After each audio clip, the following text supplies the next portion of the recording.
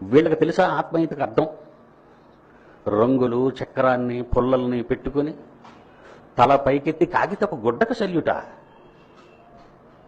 అది ఒక కాగితం లేదా అదొక గుడ్డ ముక్క. అది జాతీయ పతాకమా? ఈ దేశానికి స్వతంత్రం వచ్చిందని తెప్పిట్లు పెడతావా? నీకేం పిచ్చి పెట్టిందా?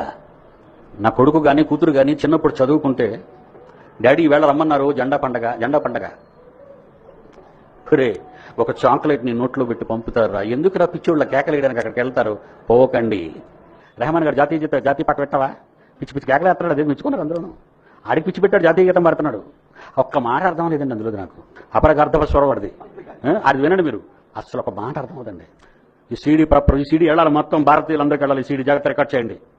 వచ్చే స్వతంత్ర దినోత్సవానికి నన్ను మూసేస్తారేమో చూద్దాం.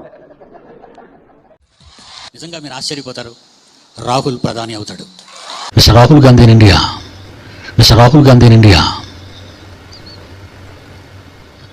రిజల్ట్ వచ్చిన తర్వాత చెప్పండి. మన సింహం తాత మాస్టర్ పిడి సుందరరావు కూడా ఒకసారి కరోనా వైరస్ గురించి ఏం మాట్లాడాడో చూద్దాం. ఈ రోజు నేను నిలబడుతున్నాను దీనికి. ఇది ట్విట్టర్ లో పెడతారు, ఫేస్బుక్ లో పెడతారు, యూట్యూబ్ లో పెడతారు, అన్ని దేశాలకు అన్ని భాషల్లో పెట్టి వాళ్ళందరూ ఒక్కడిగా కలిసి రమ్మనండి భారతదేశానికి.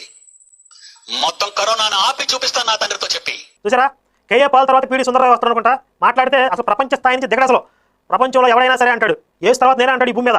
ఆ ప్రగల్భాల్లో భాగంగా ఈ కరోనా వైరస్ కూడా నేను అంతమందిస్తాను, దాని ఆట కట్టించి చూపిస్తాను, కాకపోతే ప్రపంచ దేశాధినేతలందరూ వచ్చి నా దగ్గరకు వచ్చి మొదలుపెట్టుకోవాలన్నాడు. కాస్త ఒక 2-3 నెలలు గడిచింది. ఆ తర్వాత ఏం మాట్లాడుతున్నాడో ఒకసారి చూద్దాం. హాస్పిటల్లో ఉన్నానండి, నాది 3 lakhs ప్యాకేజ్ అండి. కరోనా ఎచ్చుడికి వెళ్ళేసిన పోతే పక్కతో కుక్కలతో పోయాడు.